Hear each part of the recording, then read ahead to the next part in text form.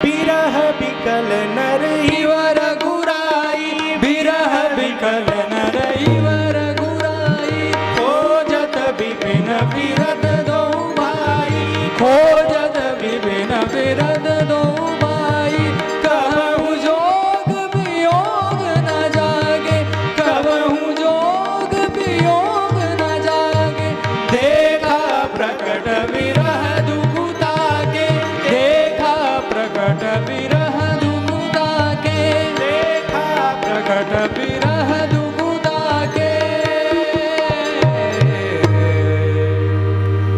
बाबा भोलेनाथ देखे कि ये राम जी का कैसा चरित्र है। विरह विकल नर, एक नर के समान विरह में है। अब मैया भी तो यही देख के संशय में आई थी। बाबा ने कहा कि देवी, यदि आपको संशय है तो विवेक से विचार करके इस संशय का निवारण कर लीजिए, परीक्षण कर लीजिए। मन में संशय रखना उचित नहीं है।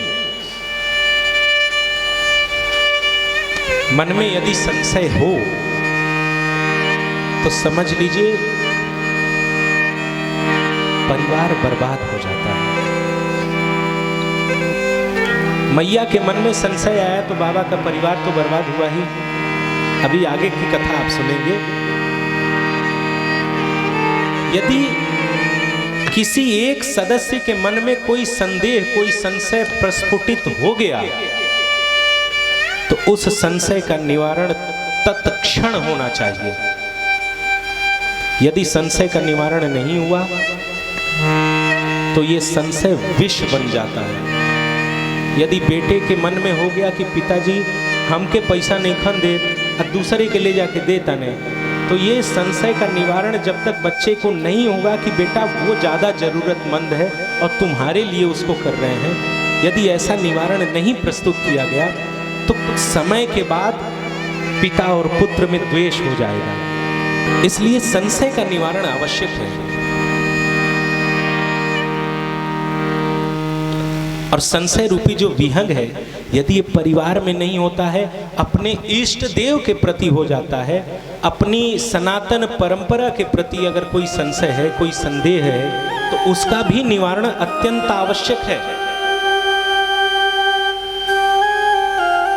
जब ऋषियों से पूछा गया, संतों से पूछा गया कि इसका निवारण कैसे हो, ये प्रश्न जब गोस्वामी तुलसीदास जी के समक्ष आया कि ये संशय कैसे जाएगा, तो बाबा ने एक निवारण प्रस्तुत किया।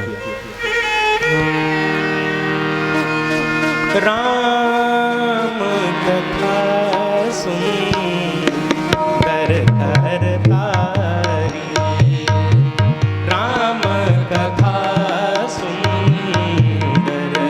करतारी, संशय विहंग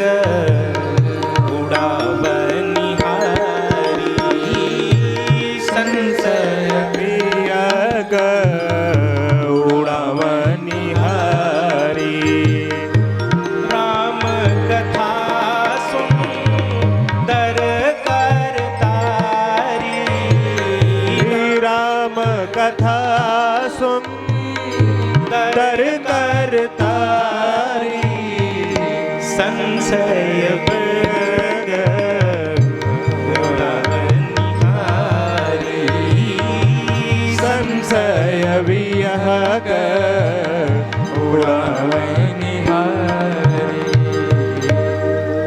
राम कथा वो सुंदर करतारी है जो हमारे आपके संस्कार में, संस्कृति में, समाज में, हमारी सनातन पद्धति में अगर कोई ऐसा संदेह प्रस्फुटित होता है तो उसके निवारण के लिए ये राम कथा है। इस संशय रूपी पक्षी, अगर पक्षी है तो ताली बजा दीजिए तो उड़ जाएगा। और ये ताली जो अभी बाबा भोलेनाथ 9 दिन तक सुन के आए हैं, मैया सती ने तो वहां सुना नहीं, अब वहां से आ रही है, रास्ते में पकड़ लिया संशय। बाबा भोलेनाथ अपना विमान नीचे उतारते हैं अब मैया को कहते हैं आप जाके परीक्षण कर लीजिए, लेकिन परीक्षण भी विवेक पूर्ण होना चाहिए। मैया परीक्षण करने जाती हैं। अब बाबा तो बहुत प्रकार से माँ को समझाए थे ना, लेकिन माँ समझी नहीं थी। माँ ने तर्क प्रस्तुत किया अपने मन में और उलझ गई। लेकिन हमारे राम जी कभी भी तर्क के विषय नहीं है। अगर राम जी को जानना है तो आप उनके संदर्भ में उनकी कथाओं को सुनिए, आप उनकी कथाओं को पढ़िए, आप श्री रामचरितमानस जी को पढ़िए। अगर आप कुछ नहीं कर सकते हैं तो माला उठाइए और राम जी के नाम का स्मरण करिए, एक पुरुष शरण पूरा करिए, आपको खुद ब खुद सब समझ में आ जाएगा। लेकिन तर्क करेंगे तो उलझ जाएंगे।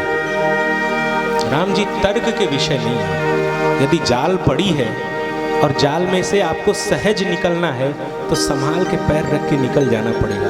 बहुत होशियारी करेंगे तो जाल में उलझ जाएंगे। तो ये राम जी की जो माया है उलझा देगी, तर्क नहीं। और मैया यहाँ तर्क कर रही है, इसीलिए उलझ गई। माता जी पहुंचती हैं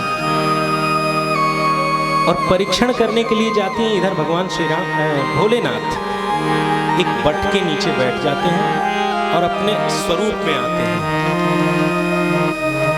और स्वरूप में आके जो आगे तुलसीदास जी ने लिखा, भगवान क्या कर रहे हैं, ये हमारे आपके जीवन की भी बात है।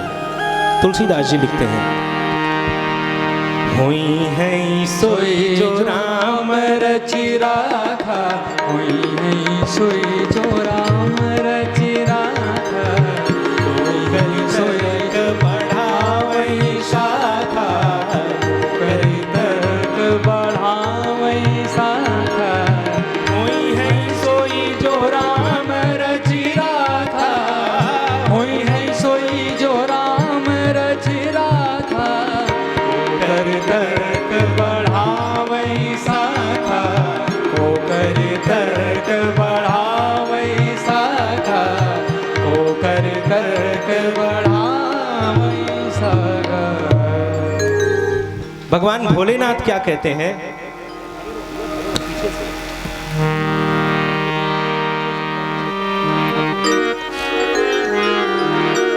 भगवान भोलेनाथ पट के नीचे बैठते हैं और सब यत्न करके हार गए। मैया नहीं समझी तो भगवान कहते हैं, हो यही सोई जो राम रचि राखा।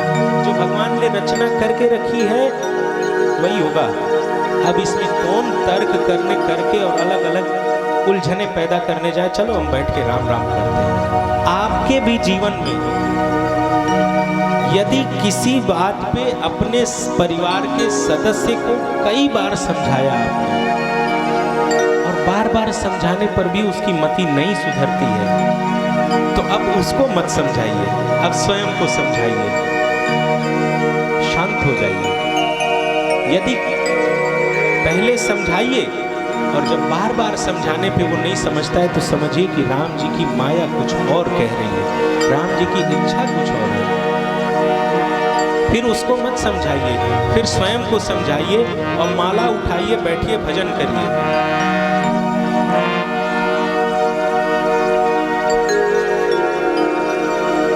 जीवन में जब शरीर कष्ट में होता है और जब शरीर का ऑपरेशन करना होता है तो उस समय हमारे सगे संबंधी हमारे आसपास आ जाते हैं। लेकिन जब मन में रोग उत्पन्न हो जाता है और जब भगवान इसका ऑपरेशन करने जाते हैं तो सबको दूर करा देते हैं। इतना वो आदमी उत्पात कर देता है कि सब लोग हार के कहते हैं जो जोन बुझाए तुम कर ले। जो अकेले जाता है और फिर उसका बाकायदा ऑपरेशन होता है, फिर उसकी बुद्धि सुधर जाती है। उदाहरण आप देख सकते हैं, बचपन और जवानी में जो अत्यंत उद्दंड रहा हो, जो किसी को चैन से न जीने देता हो, बुढ़ापा में वो सबसे बड़ा संत हो जाता है, क्योंकि उसको एक झटका ऐसा लगा है, एक ऑपरेशन उसका ऐसा हुआ है कि वो शांत हो गया।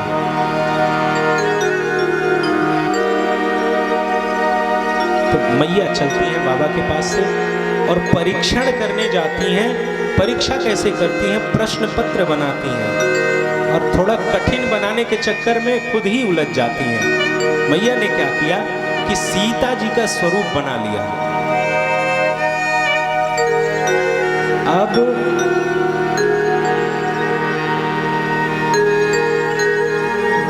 आदरणीय शुक्ला जी के स्वरूप में अपने शरीर को बना लें तो कोई देख के कह देगा कि हाँ हाँ, ऐसा लग रहा है कि आजकल तो वो आ गया है ना मेकअप ऐसा कि हम ऐसा बना लें, उन्हीं की तरह त्रिपुंड बढ़िया लगा लें और शरीर वरीर भी वैसे ही बना लें, चेहरे का भी स्वरूप ऐसा ही बना लें, तो लोग कहेंगे कि हाँ शुक्ला जी हैं। लेकिन सुबह जब 3 बजे यहाँ पे लोग शुक्ला जी को खोजेंगे, हम इनको घर पे बैठा दिए, हमारी नींदें नहीं खुली, तो यहाँ पे हम पकड़े जाएंगे कि ये तो झूठे बैरूपिया बन के घूम रहा है। जो शुक्ला जी हो तो 3 बजे आके महादेव का श्रृंगार करते हैं। तो किसी का बाह्य स्वरूप बना लेना सहज है, लेकिन अंतर्मन को नहीं उतारा जा सकता है। तो माता सती ने सीता जी का बाह्य स्वरूप बहुत अच्छा बना लिया, लेकिन जो उनका व्यवहार था वो नहीं उतार पाई। राम जी उधर से आ रहे हैं, सती जी ने सीता जी का स्वरूप बना के उनके सामने अपना आसन लगा लिया, और सीता जी कभी भी राम जी के सामने से नहीं चलती थी। राम जी जिधर चले सीता जी उनके पीछे पीछे चलती थी और लखनलाल उनके पीछे चलते थे। और इधर सती जी ने सीता जी का स्वरूप बना के राम जी के आगे आगे चलना शुरू कर दिया। इधर से राम जी जा रहे हैं, इधर से सीता जी आ रही हैं। राम जी ने देखा, राम जी घूम गए, दूसरे ओर चले गए। वही विलाप चल रहा है उनका, हे खगमृग, हे मधुकर श्रेणी, अरे तुमने हमारी सीता को देखा क्या? हे भौरे, भौरों के समूह, हे मृगों के समूह, तुमने मेरी सीता को देखा क्या? घूमते हुए आ रहे हैं सामने सीता जी के स्वरूप में सती मैया, देख के दूसरी ओर आंख घुमा लिए। अब लक्ष्मण जी वो भी देख रहे हैं कि ये सती जी। अब लक्ष्मण जी परेशान हो गए थोड़ा, ये व्यवस्था देख के वो थोड़े घबरा गए, परेशान हो गए कि ये क्या चल रहा है। राम जी सीता सीता करके सीता जी को ढूंढ रहे हैं और सामने मैया सती सीता जी के स्वरूप में, उनको देख के दूसरी ओर मुंह घुमा लिए, कुछ बोल भी नहीं रहे हैं। तो सती मैया को लगा कि राम जी इनको देखे नहीं क्या। तो राम जी जिधर मुंह किए थे सती जी अब उधर से आ गई। राम जी अभी भी विलाप कर रहे हैं और सती जी को देख के दूसरी ओर मुंह घुमा लिया। फिर सती जी इधर से भी सामने से आ गए। तो राम जी ने कहा, मैया प्रणाम। सोचिए सीता जी के स्वरूप में सती मैया है राम जी के सामने कि देखिए पहचानत हो कि नहीं। और राम जी ने क्या किया? राम जी ने मैया का, मैया प्रणाम, आप अकेले इस वन में घूम रही हैं, भोलेनाथ नहीं आए क्या? अरे सती जी राम जी को उलझाने चली थी, यहाँ खुद उलझ गई। इतना सुंदर सीता जी का स्वरूप बनाया था, वही पहचान लिए कि हम सती जी हैं। और राम जी बड़े नम्र, जो राम जी अभी रो रहे थे, पेड़ पौधों से पूछ रहे थे कि हमारी सीता कहाँ है, वो मुस्कुराए, वो मुस्कुराए और सती जी को प्रणाम किया, मैया भोलेनाथ नहीं आए, इस वन में आप अकेले घूम रही हैं, ये वन सुरक्षित नहीं है मैया, मेरी सीता को किसी ने अपहरण करके लेके हमसे दूर कर दिया है, आप ऐसे अकेले न घूमिए। अरे सती जी को तो लगा कि सन्न रह गई एकदम, ये क्या? अब सती जी वहां से उल्टे पांव भागती हैं। अब राम जी कहे कि देवी जी अगर ऑपरेशन थिएटर में आ गई हैं तो अब तो भरपूर ऑपरेशन होगा, आपको जानना था ना कि राम कौन है, देखिए राम कौन है।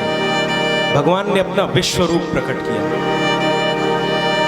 मैया सती जा रही है, सामने उन्होंने देखा कि दिव्य सिंहासन पर राम जी बैठे हैं, उनके बगल में सीता जी हैं, लक्ष्मण जी, भरत जी, शत्रुघ्न जी चंवर डुला रहे हैं, हजारों शंकर जी, हजारों सती जी, हजारों इंद्र, उनकी इंद्राणियां, ब्रह्मा विष्णु सब लोग उनकी सेवा कर रहे हैं। अरे सती जी तो देख के घबरा गई, पीछे उलट के देखा, पीछे भी वही दृश्य, राम जी सीता जी एक ही हैं, लेकिन उनके पास जो अलग अलग स्वरूप में शंकर जी हैं, जितने स्वरूप में शंकर जी उतने स्वरूप में सती जी, उतने ही स्वरूप में ब्रह्मा जी, उतने ही स्वरूप में ब्रह्माणी, उतने ही स्वरूप में इंद्र, उतने ही स्वरूप में इंद्राणी, पूरा ब्रह्मांड उनकी सेवा में लगा हुआ है। मैया दूसरी ओर घूमती है, वहां भी यही दृश्य, इधर घूमती है वहां भी, ऊपर देखा वही, चारों ओर भगवान किए, जब माया देखी तो मैया एकदम घबरा गई और डर के मारे बैठी और नीचे सिर कर लिया, कांपने लगी। पुनः जब सिर उठाया तो देखा यहाँ कोई नहीं और राम जी उधर जा रहे हैं। फिर वही विलाप शुरू है, हे खगमृग, हे मधुकर श्रेणी, तुमने मेरी सीता को देखा? हे भंवरे भैया तुमने देखा? हे मृगराज तुमने देखा? हाथियों के समूह क्या तुमने देखा? हे लताओं, हे वृक्षों, हे पौधों, क्या तुमने मेरी सीता को देखा? वही विलाप चल रहा है आगे। मैया घबराई। अब परेशान है कि हम भोलेनाथ के वचनों पे विश्वास नहीं किए और राम जी की परीक्षा करने चले आए।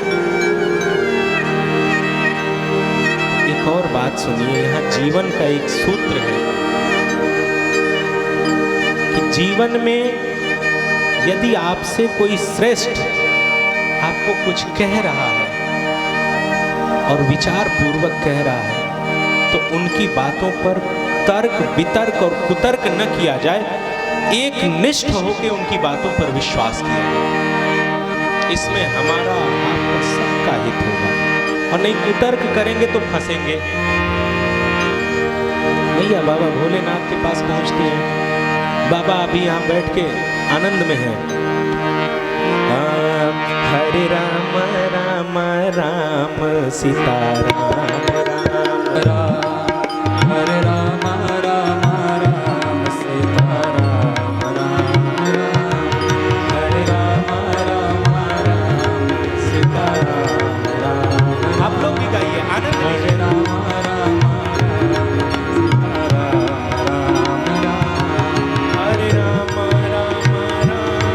सीताराम राम, हरे राम राम राम सीताराम राम राम, हरे राम राम राम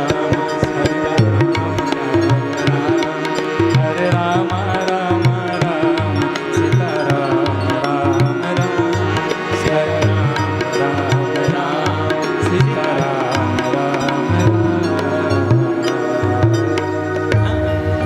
बाबा भोलेनाथ मस्ती में है, नाम की मस्ती। राम पर विश्वास था, नाम पर विश्वास था और राम की लीलाओं में श्रद्धा थी।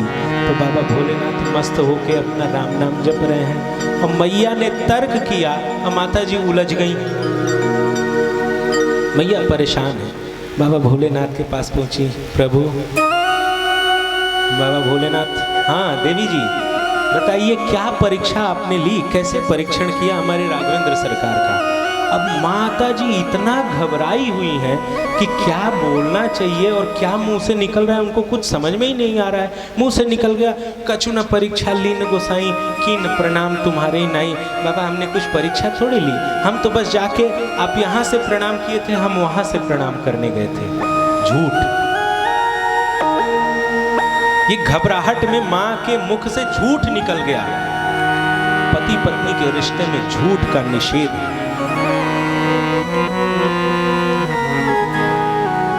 इस बंधन में झूठ का स्थान नहीं। और बाबा भोलेनाथ सर्वज्ञ हैं।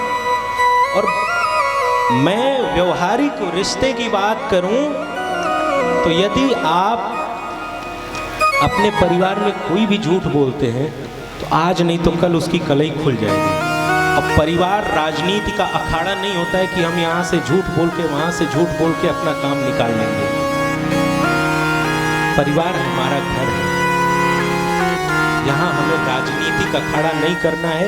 इनसे उनको लड़ाया, उनसे उनको लड़ाया, इनसे झूठ बोला, उनसे झूठ बोला, नहीं। परिवार में स्त्री हो या पुरुष, किसी को झूठ नहीं बोलना चाहिए यदि परिवार को सुरक्षित और संरक्षित रखना है। बाबा भोलेनाथ मैया के चेहरे के भाव जो कि अत्यंत घबराहट। अरे अब जब आप किसी को प्रणाम करने जाएंगे तो प्रणाम करके क्या आपके चेहरे पर भाव क्या आएगा? प्रणाम किया, उन्होंने अभिवादन स्वीकार किया, आशीर्वाद दिया, जो भी, फिर चेहरा या तो शांत रहेगा या तो प्रसन्न रहेगा। और मैया कह रही है कि हम प्रणाम करके आए हैं और चेहरे पर भाव क्या है? घबराहट है, भय है। ये क्या बात है? तो बाबा ने ध्यान धारण किया और देखा कि मैया करके क्या आई हैं। बात समझ में आ गई क्या किया था उन्होंने। वो सब बाबा भोलेनाथ को पता चल गया। भोलेनाथ ने मन में कहा कि देवी आपने ये क्या कर दिया। अरे राम जी के हम सेवक हैं। पहले राम जी के हम सेवक हैं और स्वामी तो पिता समान होता है। उनकी स्त्री मेरी माँ है। आपने मेरी माँ का स्वरूप धारण कर लिया। देवी आप मेरी स्त्री हैं, आप मेरी पत्नी हैं और पत्नी और माँ एक नहीं हो सकती हैं। बाबा भोलेनाथ बड़ी दुविधा है उनके मन में। एक और भक्ति पथ है उनका जहां वो भगवान को अपना स्वामी मानते हैं, एक और उनका अपना परिवार है।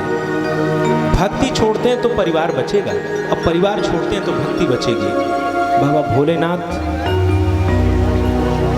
मैया की इस भूल को, मैं कहता हूं परिवार कैसा होगा ये जरा सीखिए हमारे भोलेनाथ से।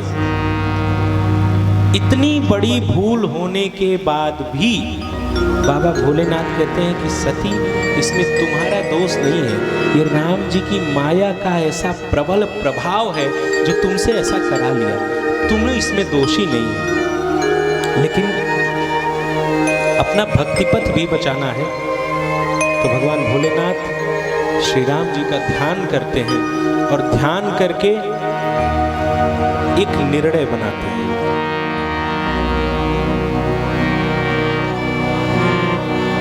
और निर्णय ये कि सती अब जब हम आपको देखेंगे तो हमको लगेगा कि आप हमारी माँ का स्वरूप बनाई थी, तो माँ से पत्नी स्वरूप में प्रेम नहीं कर सकता मैं, इसलिए आपके इस शरीर से अब दोबारा मैं पति पत्नी स्वरूप में नहीं मिल सकता।